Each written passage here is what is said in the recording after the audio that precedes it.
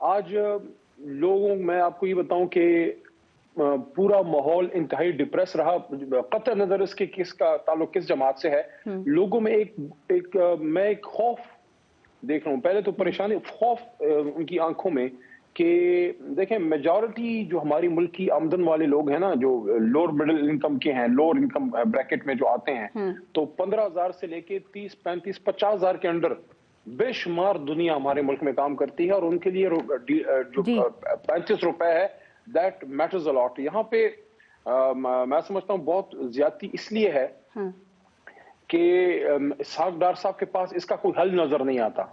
अच्छा। ये कोई हल नहीं है कि आपने पहले तो आर्टिफिशियली मेंटेन रखा, और ये अगर थोड़ा सा अगर आपको मैं पीछे ले जाऊं, जब हमारी हुकूमत आई तो आते जो हमारे वो थे हफीज शेख साहब और फिर शौकत तरीन साहब भी, उन्होंने ये जो आर्टिफिशियली आप मेंटेन रखते हैं ना उसको खत्म किया। और ये बात हमने की और असद उमर साहब के टाइम से भी, और ये था इसकी हमेशा हम ये बात करते थे। इसका स्टार्ट जो है वो हमने नहीं लिया था, वो मिफ्ता इस्माइल ने लिया था। मिफ्ता इस्माइल साहब ने 2017 में जब उनकी हुकूमत वो पहली वाली मियां साहब की खत्म हुई, जब ये आए एज एन मिनिस्टर फाइनेंस, तो अब ये सर वैसे आपके असद उमर टाइम जाया किया था, डिले किया था, वरना उनको क्यों हटाया गया था? देखें अभी हम ब्लेम गेम की तरफ चले जाएंगे, बहुत सारे सवालात अभी नबील गबूल आपकी तरफ थ्रो कर देंगे कि जब आपकी हुकूमत जब आपको मिली थी तो उस वक्त जीडीपी कितना था, महंगाई की शरह कितनी थी, शरह सूद कितना था, ज़र मुबादला कितना था, कर्जे कितने थे, और उसके बाद फिर आप जब हुकूमत छोड़ी तब कितने थे? सर अपने 3.5 साल का हिसाब दे देना आप, ये अपने 8 माह का दे दें। मैं हाजिर हूँ। देखें कीमा बन गया आवाम का, आप लोगों का ब्लेम गेम नहीं खत्म होता। सुने ना, आपका वैसे इतना माशाल्लाह लंबा भाषण चलता है, थोड़ा हमारा भी भाषण देना पड़ता है ना सर, भाषण जरूरत क्यों आती है आपको? वैसे अवाम की खिदमत के लिए तैयार रहना चाहिए। अवाम का कीमा बन गया, मुल्क बंद होने को है, आप लोग ब्लेम गेम से नहीं निकल रहे। कितनी अच्छी बात। मेरी बात सुनिए, देखें जी जी आपने कर ली बात, अब सुन लीजिए थोड़ा सा। तहरीक इंसाफ हमने जहां छोड़ा है, अगर उससे इन्होंने बेहतर किया है तो मैं उनको सलाम पेश करूंगा। अगर उससे इन्होंने खराब किया है तो फिर इनको जवाब देना चाहिए कि क्या आपकी तैयारी नहीं थी या आपने झूठ बोला। दोनों सूरतों में आपने कौम को धोखा दिया। देखें माशी तरक्की 6% थी, 6 की जीडीपी, और उससे पिछले साल 6 की जीडीपी पे हमने छोड़ा। अगर आपने 7 पे लेके गए आपको सलाम, लेकिन आप मंफी पे लेके आए हैं, सवाल आप पे बनता है। ज़राअत 4.4 पे जा रही थी। तालीमी शोबा जो बहुत इंपॉर्टेंट है 8.7 पे जा रहा था। बड़ी सनतें 10.5 और सनती शरह नमू 7.2। इसमें एक बहुत इंपॉर्टेंट फिगर है बरामदात 29 अरब डॉलर। लेकिन इन सब चीजों में एक बहुत अलार्मिंग फिगर कि हमारे फॉरेक्स रिजर्व्स थे उस वक्त 70 अरब डॉलर जब हम उतर रहे थे, अब है 3.5। मुकाबले में बॉर्डर पार हिंदुस्तान देखें 500 अरब डॉलर से ज्यादा है। 500 अरब डॉलर से हमसे सिर्फ 5 गुना बड़ा मुल्क है। 500 अरब डॉलर से ज्यादा, ये उन सब लोगों पे क्वेश्चन मार्क है। हम तो 3.5 साल में आपको करके देंगे, 6 की जीडीपी चलता हुआ छोड़ गए। जब आपकी हुकूमत गई फरवरी में, खान साहब को पेट्रोल की प्राइस कम करनी चाहिए थी सर, उस वक्त 20 रुपए बढ़ाना चाहिए थे। खान आप लोगों को पता चला आपकी हुकूमत जा रही है तो आपने उस वक्त पेट्रोल की प्राइस कम कर दी, जिसकी वजह से फिर पूरे मुल्क को मुश्किलात का सामना करना पड़ा।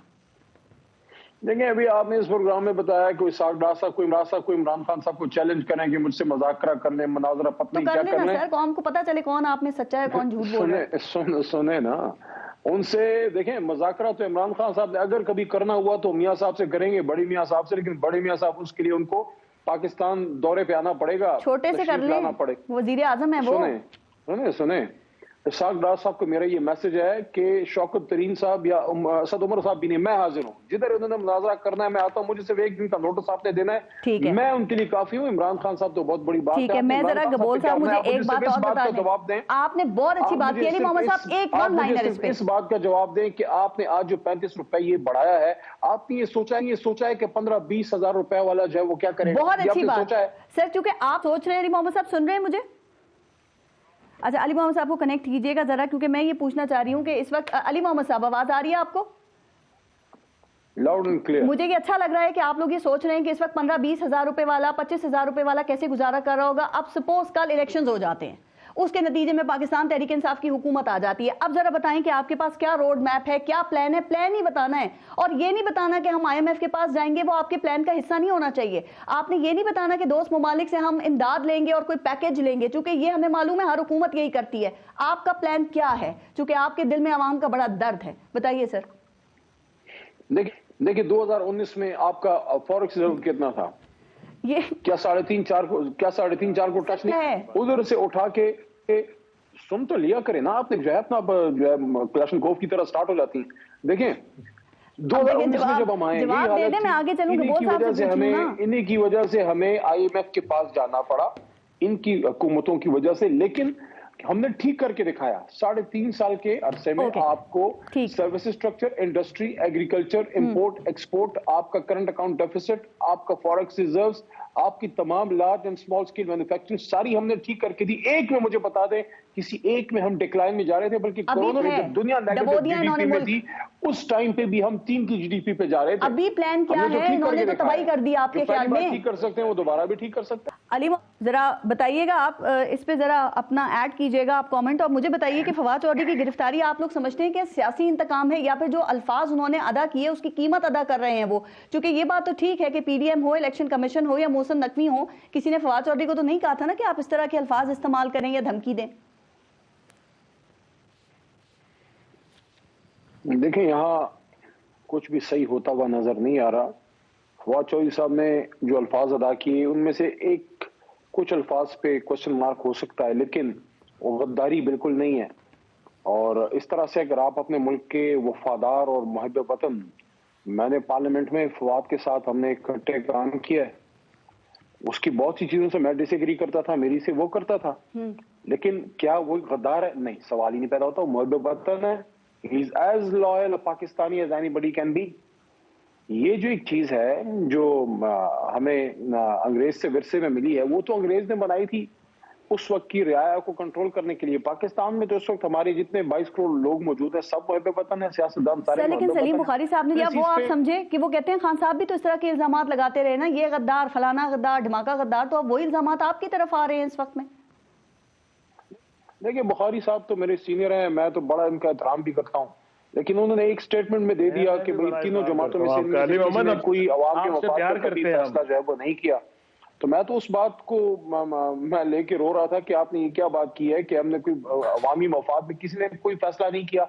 हाँ, फैसले हुए, किसी ने गलत किए, किसी ने सही किए। इस वक्त जो सूरत हाल है पाकिस्तान तबाही के दहाने पे, इसका सवाल इनसे जरूर पूछा जाना चाहिए, क्योंकि जिसने छोड़ा है, आपने कहा हमसे सवालात आपने किए, मैंने आपको फिगर्स बताएं कि एग्रीकल्चर में, फॉरेन उसमें, इंपोर्ट में, एक्सपोर्ट में, इंडस्ट्री में, हर चीज में आपकी तरक्की हो रही। दुनिया सारी बंद थी, आपका 3 की जीडीपी पे मुल्क उस वक्त भी कोरोना के दौरान जो चल रहा था। हाँ, ये तो कुछ अचीवमेंट है ना इस मुल्क की। हाँ। लेकिन मैं जो बात दूसरी उस तरफ निकल जाएगी, बात कहीं और। देखिए फवाद के साथ जो आप कर रहे हो, वो एक सुप्रीम कोर्ट का लॉयर, एक पॉलिटिकल वर्कर है, और जो एक हर चीज पे एक ओपिनियन रखता है। उसके सर के ऊपर आपने जो काला कपड़ा डाल के वो कोई क्या है, वो कोई किसी इंटरनेशनल टेररिस्ट ऑर्गेनाइजेशन का कोई मेंबर है। दूसरी चीज ये है कि उससे हमने क्या वसूल करना है, क्या उससे निकालना है, फिजिकल रिमांड जो दे रहे हैं। उसने एक बयान दिया है जिस पे आपने उस पे गद्दारी का जो है वो केस कर दिया। मजीद गिरफ्तारियां हो सकती हैं, PTI खान साहब की भी गिरफ्तारी का इम्कान है, अली मोहम्मद साहब, और अगर ऐसा कुछ होता है तो आप लोग फिर मेंटली प्रिपेयर्ड हैं कि आगे क्या करना है और कैसे करना है? जी बिल्कुल, हम उसके लिए तैयार भी हैं, और इमरान खान साहब ने ऐसा कुछ नहीं किया कि उनको आप गिरफ्तार करें। अदरवाइज गिरफ्तारियां सियासतदानों की होती भी हैं, लेकिन किसी की मन मर्जी और ख्वाहिश और किसी की अना की तस्कीन के लिए अगर इमरान खान साहब को गिरफ्तार करना है तो उसकी इजाजत पाकिस्तानी कौम नहीं देगी। दूसरी चीज, आपने इस सेगमेंट में 3-4 इश्यूज उठाए, मैं जल्दी जल्दी इन पे बात करना चाहूंगा। देखें, ये जो हमारे वजीर आला हैं पंजाब के, क्या अगला इलेक्शन जो 12 करोड़ अवाम के सूबे में होना है वो इंपॉर्टेंट है या एक शख्स इंपॉर्टेंट है? एक शख्स क्वेश्चनेबल है। मैं इलेक्शन कमीशन से बसादा एहतराम अर्ज कर रहा हूं कि 12 करोड़ के सूबे में आपको एक जो है शख्स नहीं मिला जो उस पर सबको एतमाद